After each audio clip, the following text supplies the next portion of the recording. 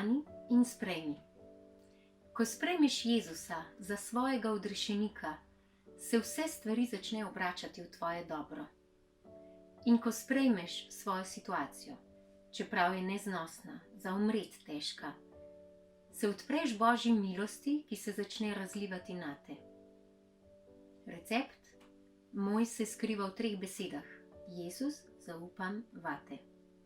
Januarja letos je odšel k Bogu moj najstarejši otrok, Rožle, star skoraj 12 let.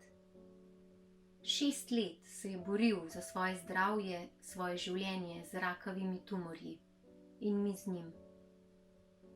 Izdihnil je v mojem naročju in to sem sprejela kot Božjo voljo. Ko sem leta 2014 z dojenčico v naročju in z Rožletom pod drugo roko prvič slišala Rožletovo diagnozo, so se mi ulile solze. Ampak misli je pa prešinil en sam stavek. Jezus, zaupam vate. In ne kot običajno. Zakaj jaz? Zakaj moj otrok? Zakaj se meni to dogaja? Bog, če ti res obstajaš, zakaj dovoliš to bolezen? In nikoli v 6 letih zdravljenja se nisem vprašala, zakaj, kljub neznosnim situacijam, zapletom med zdravljenji, 2-kratni selitvi z vso družino za nekaj mesecev v Pariz na zdravljenje. Nikoli. Enostavno sem zaupala v Jezusa Kristusa odrešenika in neprenehoma molila, Jezus, zaupam vate. Sicer bi lahko zblaznela. Molila sem tudi, Jezus, zaupam, da boš ti to situacijo uredil zame. In Jezus, zaupam, da imaš najboljši načrt za Rožleta in za našo družino. Verjamem, da je ta nenehna molitev rodila tudi sprejemanje vsega, kar je prišlo. Nekdo mi je rekel, tako neznosno situacijo imaš, pa še kar naprej zaupaš, da Jezus je, da obstaja. Odgovorila sem, ja, seveda, ker me je Jezus v mojem življenju že neštetokrat rešil. Primer. Avgusta 2014 je imel Rožle prvo večjo operacijo na ORL v Ljubljani. Prerezali so mu lobanjo za levim ušesom, ker je slika kazala tumor v levem srednjem ušesu, ki se je širil v lobanjo za uho. Med operacijo sva z možem odšla v kapelo Onkološkega inštituta in tam ves čas molila. Zahvaljevala sva se za Rožleta, za njegov tumor, za našo situacijo, za to bolezen. Hkrati pa ves čas operacije slavila Boga, ker nas vodi in ker vodi zdravnike med to težko operacijo. Po operaciji me je na hodniku prestregel starejši kirurg in rekel, gospa, česa takega še v svoji celi karieri nisem doživel. Če slika kaže tumor, potem je tumor tam, med operacijo.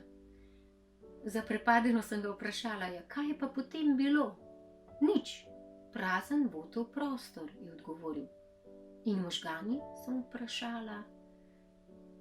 Nedotaknjeni, je rekel. Pred očmi se mi je pojavila podoba praznega groba. In v srcu misel, Jezus je bil že tam pred nami. Zame osebno je bil to čudež. Še en primer. Januarja 2015 je bil Rožle napoten na operacijo levega srednjega ušesa v Pariz. Predstavljajte si, da morate v 10 dneh vse urediti dokumentacijo, doma odjaviti vse, izpisati otroke iz vrtca, spakirati za celotno družino in se prežarčiti v Pariz. Takrat s 3 otroki, eden je bil še dojenček. Poklicala sem svojo prijateljico Francozinjo, naj mi pomaga najeti stanovanje za čas operacije. Jezusu sem pa rekla, zaupam, da boš ti to uredil zame. Še najraje bi videla, samo da mi ne bi bilo treba pešačiti po stopnicah v metro z dojenčkom v naročju, z vozičkom in še z malčkom. O Jezus, ko bi lahko samo pešačila v bolnico. Čez nekaj dni mi je prijateljica sporočila, da nam starejši par odstopi svoje prazno stanovanje, ki ga koristi kot vikend, v centru Pariza. In to na njihove stroške, za čas operacije. Ko smo prišli tja, sem ugotovila, da je to stanovanje v isti ulici kot bolnica. To je bila ena dolga avenija, sredi katere je UNESCO, in naše stanovanje je bilo vzporedno z Eifflovim stolpom, tako da smo bili deležni še krasnega razgleda. Prav tako pa sem lahko vsak dan pešačila s svojima 2 otrokoma, z vozičkom v bolnico. Tako je bila moja prošnja uslišana po ljudeh, ki me sploh niso poznali.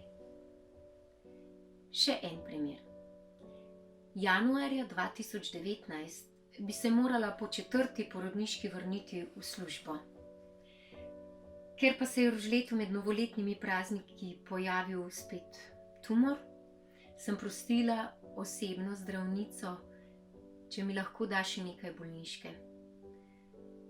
Odločbe pa kar ni hotelo biti po pošti. Naslednji dan bi pa morala iti že v službo, zato sem zjutraj otroke oddala v vrtec in šolo in se kar osebno odpravila tja na zavod. To je bila razdalja 500 metrov, ves čas pa sem molila: Jezus, zaupam, da boš ti to uredil zame. Še najraje bi videla, če bi bila odločba že natisnjena, zato da mi ne bi bilo treba prosjačiti, naj mojo vlogo obravnavajo prednostno. In zelo bi ti bila hvaležna, Jezus, če bi bila odločba do konca junija.